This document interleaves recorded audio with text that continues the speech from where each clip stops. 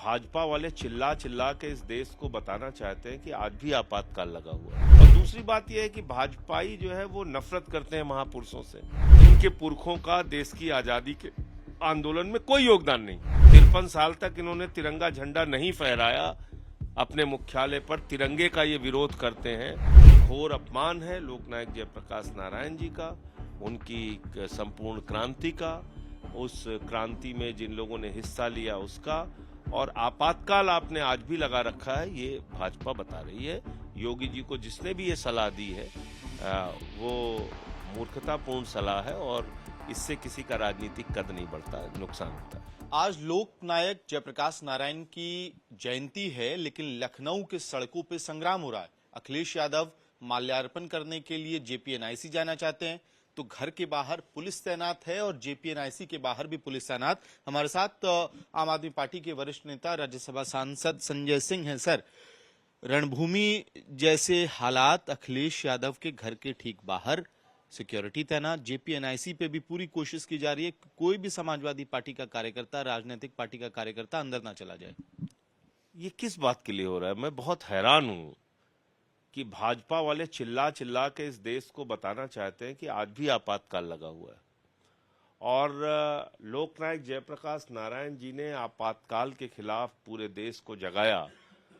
लाखों युवाओं ने जेलें भरी, 2-2 साल तक यातनाएं दी गई लोगों को, और उनको श्रद्धांजलि देने का अधिकार अखिलेश यादव जी को नहीं है, जो राज्य के पूर्व मुख्यमंत्री हैं, एक पार्टी के राष्ट्रीय अध्यक्ष हैं।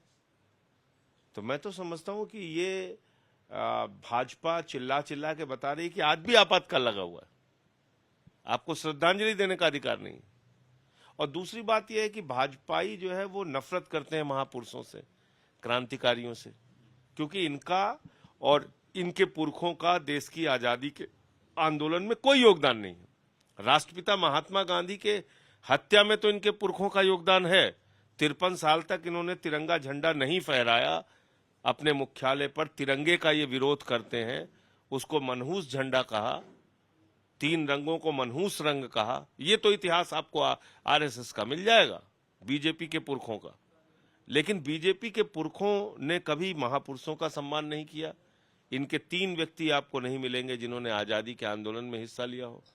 तो इसलिए मैं समझता हूं कि ये घोर अपमान है लोकनायक जयप्रकाश नारायण जी का, उनकी संपूर्ण क्रांति का, उस क्रांति में जिन लोगों ने हिस्सा लिया उसका। और आपातकाल आपने आज भी लगा रखा है, ये भाजपा बता रही है। योगी जी को जिसने भी ये सलाह दी है वो मूर्खतापूर्ण सलाह है और इससे किसी का राजनीतिक कद नहीं बढ़ता, नुकसान होता है। सर, अब बात अगर हरियाणा की करें, आप लोग कल तक अपनी बातों को, जो कांग्रेस से नाराजगी थी, उसको जाहिर कर रहे थे। कल ही रिव्यू मीटिंग हुई। सूत्रों के हवाले से खबर आ रही है कि राहुल गांधी से लेकर तमाम शीर्ष नेतृत्व ने माना कि फैक्शनिज्म की वजह से नुकसान हुआ। और अब जो हरियाणा कांग्रेस के कई नेता हैं वो भी हुड्डा परिवार और जिस तरह से कांग्रेस ने अपना कार्यशैली रखी चुनावों के दौरान, उस पर सवाल उठा रहे हैं। देखिए, राजनीतिक दल कोई प्राइवेट लिमिटेड कंपनी नहीं है। राजनीतिक दल को अगर आपको चलाना है तो कई फैक्टर के ऊपर ध्यान देना पड़ता है। अब पूरे चुनाव में भाजपाइयों ने बहुत ही शातिर तरीके से जाट, नॉन जाट ये सब चलाया। अब अगर गठबंधन होता, अरविंद केजरीवाल जी वहां पे प्रचार करने के लिए जाते, अखिलेश यादव जी प्रचार करने के लिए जाते, ये जाट नॉन जाट का मुद्दा ही नहीं चल पाता। भाजपा अपने मंसूबे में फेल हो जाती। कम से कम 70 सीटें इंडिया गठबंधन की आती। लेकिन आपने गठबंधन नहीं किया, बावजूद इसके कि केंद्रीय नेतृत्व कांग्रेस पार्टी का चाह रहा था कि गठबंधन हो। आप 90 सीटों पे लड़े, आपकी 35 आई। आप 85 पे लड़ लेते, 5-6 सीटें दे देते गठबंधन को, तो आप 70 सीटें पाते। ये कौन सी अकलमंदी का काम किया इन लोगों ने?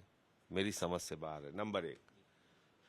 दूसरी बात, 17 कैंडिडेट कांग्रेस पार्टी के ऐसे हैं जो कांग्रेस को हराने के लिए काम किए। 17 कांग्रेस के बागियों ने कांग्रेस पार्टी के कैंडिडेट को हराने के लिए काम किया। और आरोप तो यहां तक लग रहे हैं कि उनको मदद करने का काम भी कांग्रेस के राज्य के नेताओं ने किया। अब बताइए, जो पार्टी खुद ही अपने आप को हराने में लग जाए उसको जिता कौन सकता है? तो इन सारी बातों की समीक्षा राहुल गांधी जी को और कांग्रेस पार्टी को करनी चाहिए। हमारी बड़ी लड़ाई भारतीय जनता पार्टी से है, उनकी नफरत की राजनीति से है, उनके देश को बांटने की राजनीति से है, बेरोजगारी से है, जो आर्थिक लूट देश के अंदर मची है वो मुद्दा है, महंगाई मुद्दा है। अब उस पर काम करने के बजाय अगर आपस में ही सहमति नहीं रहेगी तो नुकसान होगा। ठीक है सर, वो नुकसान दिखा भी। और लेकिन एक बयान बिहार से केंद्रीय मंत्री गिरिराज सिंह का आ रहा है।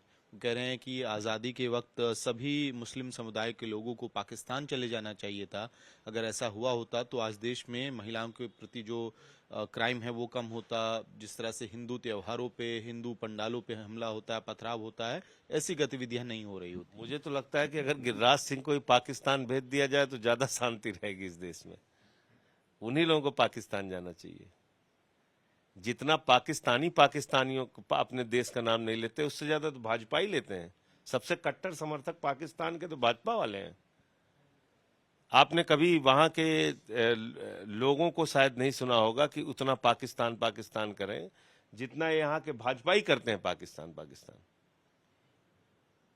तो इसलिए बेरोजगारी पे बात नहीं करेंगे, अग्निवीर पे बात नहीं करेंगे, महंगाई पे बात नहीं करेंगे, किसान के फसल के दाम पे बात नहीं करेंगे, अपने एक दोस्त के द्वारा पूरे देश में लूट करा रहे हैं उस पर बात नहीं करेंगे।